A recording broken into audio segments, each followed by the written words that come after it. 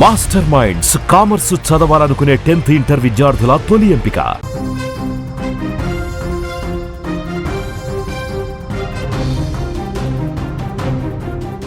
తెలంగాణ రాష్ట్రంలో రవాణా వ్యవస్థ ఒక్కసారిగా స్తంభించిపోయింది. ఆర్టీసీ కార్మికులు తమ డిమాండ్ల కోసం సమర శంఖం పూరించడంతో పల్లె వెలుగు నుంచి మెట్రో ఎక్స్ప్రెస్ వరకు అన్ని బస్సులు డిపోలకే పరిమితమయ్యాయి. సర్కార్తో జరిపిన చర్చలు ఫలించకపోవడంతో కార్మికులు రోడ్డెక్కారు. ఈ సమ్మె ప్రభావంతో సామాన్య ప్రయాణికులు విలవిలలాడుతుంటే హైదరాబాద్ మహానగరం మెట్రో రైళ్లలో జన సందోహంతో కిక్కిరిసిపోతోంది. అటు ప్రభుత్వం ఇటు జేఏసీ పట్టు వీడకపోవడంతో రవాణా సంక్షోభం మరింత ముద్రేలా కనిపిస్తోంది.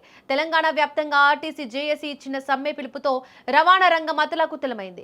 ఆర్టీసీని ప్రభుత్వంలో విలీనం చేయడం, కార్మిక సంఘాలను పునరుద్ధరించడం సహా మొత్తం 32 ప్రధాన హామీలను వెంటనే నెరవేర్చాలని డిమాండ్ చేస్తూ కార్మికులు విధులను బహిష్కరించారు. రాష్ట్ర వ్యాప్తంగా ఉన్న అన్ని డిపోల ఎదుట తెల్లవారుజాము నుంచే కార్మికులు బైఠాయించారు. ప్లకార్డులు చేపట్టి ప్రభుత్వంపై నిరసన చేపట్టారు.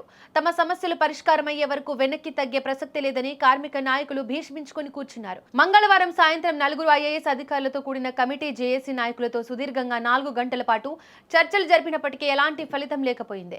సమస్యల పరిష్కారానికి ప్రభుత్వం 4 వారాల గడువు కోరడాన్ని జేఏసీ తప్పుపట్టింది. ఇది కాలయాపన చేసే ప్రయత్నమేనని ఆగ్రహం వ్యక్తం చేస్తూ సమ్మెను ఉధృతం చేశారు. అయితే నేడు మరోసారి ప్రభుత్వం తరపున అధికారులు చర్చలకు పిలవడంతో అందరి దృష్టి ఈ భేటీపైనే ఉంది.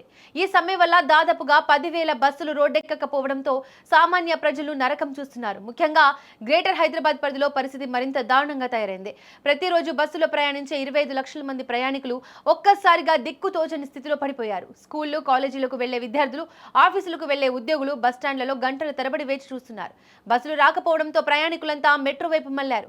దీంతో హైదరాబాద్లోని 3 కారిడార్లలో ఉన్న మెట్రో స్టేషన్లు ఇసుక వేస్తే రాలనంత జనంతో నిండిపోయాయి. ఎస్కలేటర్ల నుంచి ప్లాట్ఫామ్స్ వరకు ఎక్కడ చూసినా జనాలే కనిపిస్తున్నారు. మెట్రో రైళ్లు కిక్కిరిసి ప్రయాణిస్తున్నాయి. ఇదే తరుణంలో ఆటో డ్రైవర్లు కూడా ధరలు పెంచేయడంతో సామాన్యుల జేబులకు చిల్లులు పడుతోంది. వేరే దారి లేక ప్రయాణికులు అడిగినంత ఇచ్చి గమ్యస్థానాలకు చేరుకుంటున్నారు. ఇదిలా ఉండగా ప్రభుత్వం మాత్రం కార్మికుల సమస్యల పట్ల సానుకూలంగానే ఉన్నామని చెబుతోంది. TGS RTC MD Y Nagireddy మాట్లాడుతూ కార్మికులు సమ్మె విరమించి విధులకు హాజరు కావాలని విజ్ఞప్తి చేశారు. 32 డిమాండ్లను ఒకేసారి పరిష్కరించడం సాధ్యం కాదని దశల వారీగా అన్నింటినీ అమలు చేస్తామని ఆయన హామీ ఇచ్చారు.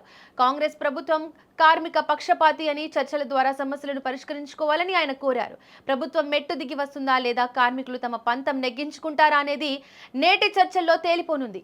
అప్పటి వరకు ప్రయాణికులకు ఈ తిప్పలు తప్పేలా లేవు.